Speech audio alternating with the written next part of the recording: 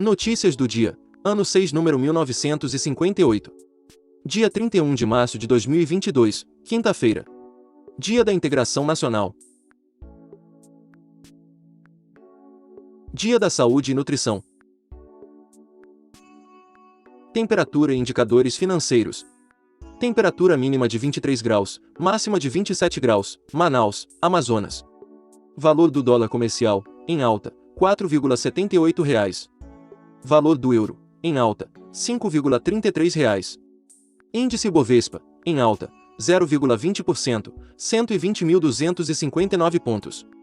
Valor do Bitcoin, em baixa, 0,35% valendo R$ 226.642,61. Notícias nacionais. Governo leiloa terminais portuários em Santos, Paranaguá e Suape. Foram leiloados os terminais portuários STS-11, no Porto Organizado de Santos, o SUA 07, no Porto de Suape, Pernambuco, e o PAR 32 no Porto Organizado de Paranaguá, Paraná. Presidente participa de lançamento da tecnologia 5G no agronegócio. Antes do evento no Piauí, Bolsonaro e comitiva participaram, pela manhã, da inauguração de uma estação da CBTU, em Parnamirim, Rio Grande do Norte, cidade que fica na região metropolitana de Natal. Vitor Godoy é o novo ministro da Educação, servidor de carreira da CGU. Godoy ocupava o cargo de secretário executivo da pasta, na gestão de Milton Ribeiro. Nomeação foi publicada no Diário Oficial desta quarta-feira, dia 30. Menos de um terço dos contribuintes enviou declaração do IR. O prazo de entrega começou na segunda-feira, dia 7, e irá até às 23 horas 59 minutos e 59 segundos de 29 de abril. Quem perder o prazo de envio terá de pagar multa de R$ 165,74 ou 20% do imposto devido, prevalecendo o maior valor. Governo lança ferramenta para avaliar serviço digital do IRPF. A iniciativa, segundo o governo federal, tem por objetivo ouvir sobre a experiência do usuário com os serviços digitais para aprimoramento e futuras modificações.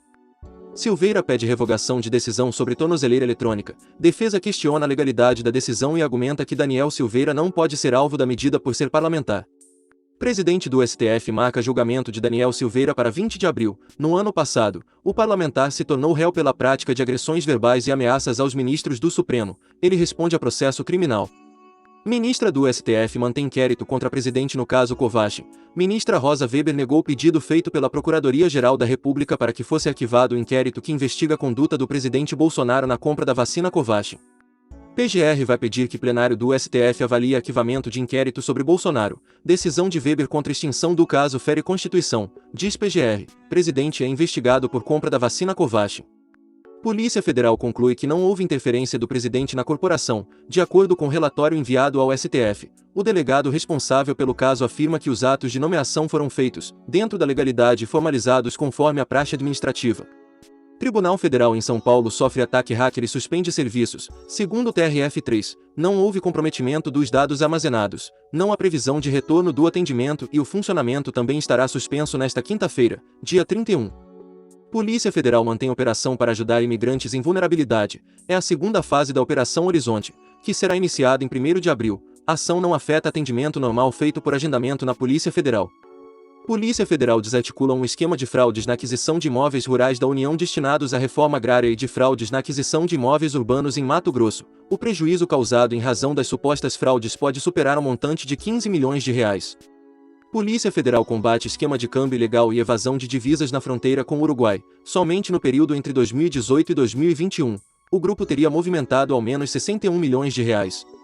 Anvisa aprova novo medicamento para tratamento da Covid-19. O medicamento Paxlovid, da farmacêutica WIT, é indicado para adultos que testaram positivo, que não precisam de oxigênio e que têm risco de evolução para quadros graves da doença.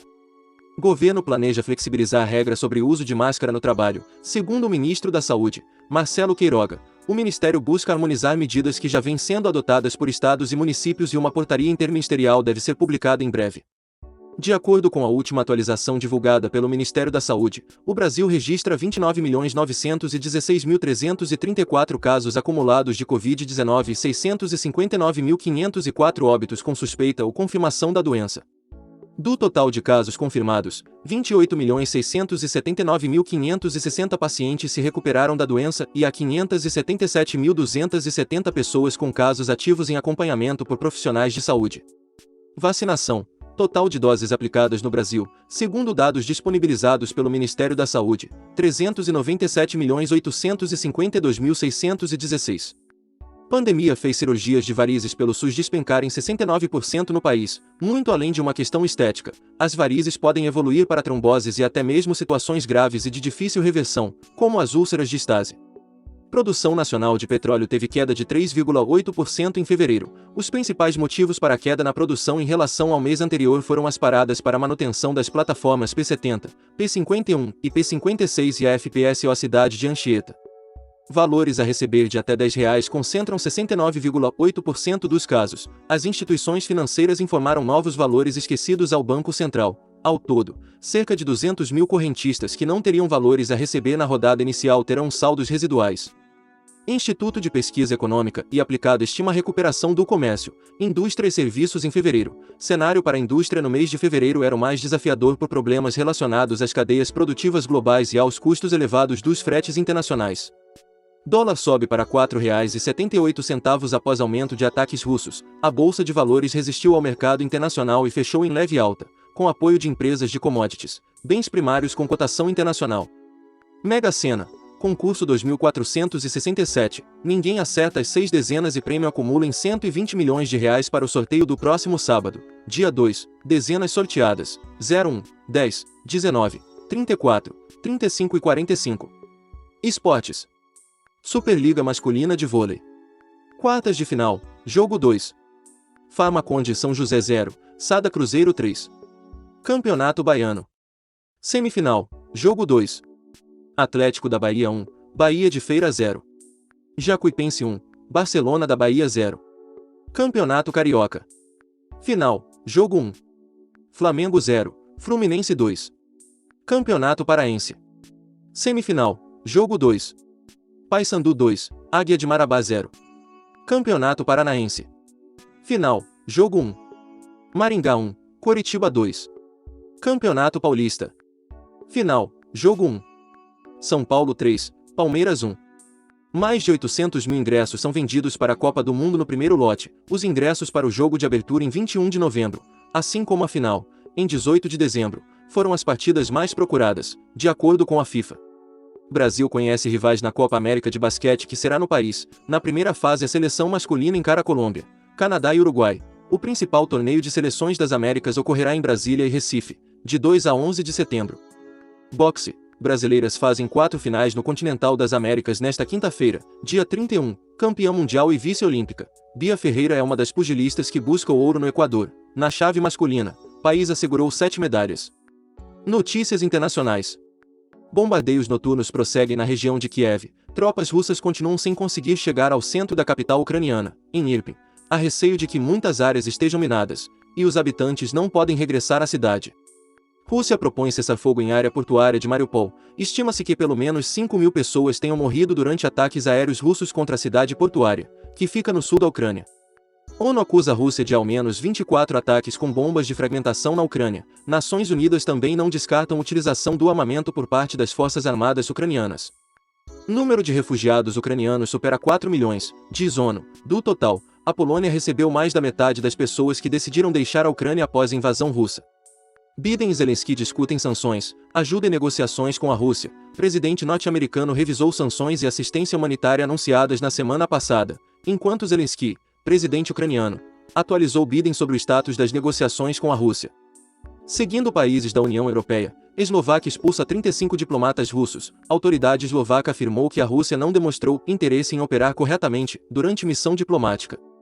Chanceler russo visita a China pela primeira vez desde a invasão na Ucrânia. Sergei Lavrov irá participar de uma reunião de 2 dias sobre o Afeganistão, que desde agosto é governado pelo Talibã.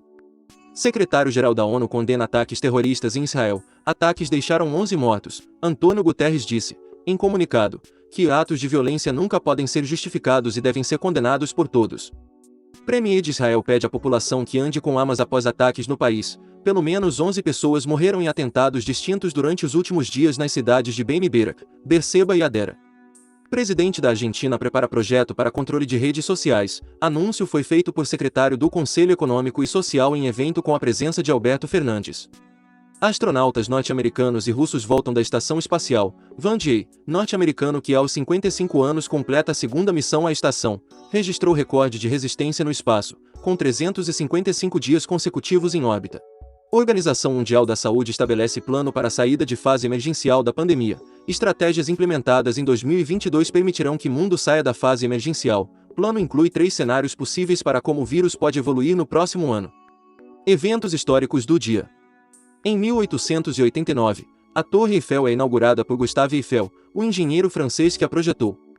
Em 1918, o horário de verão entra em vigor nos Estados Unidos pela primeira vez.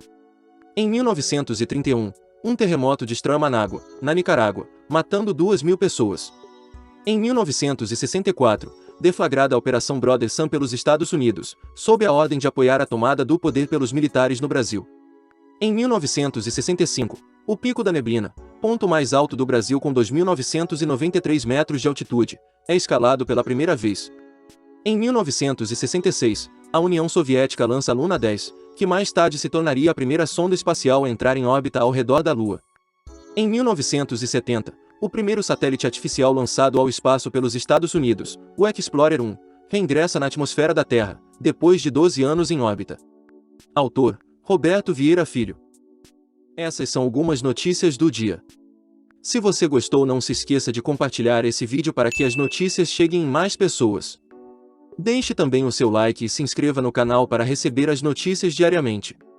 Ative o sininho para receber notificações de quando um vídeo for postado. Obrigado por assistir até o final, e até o próximo vídeo.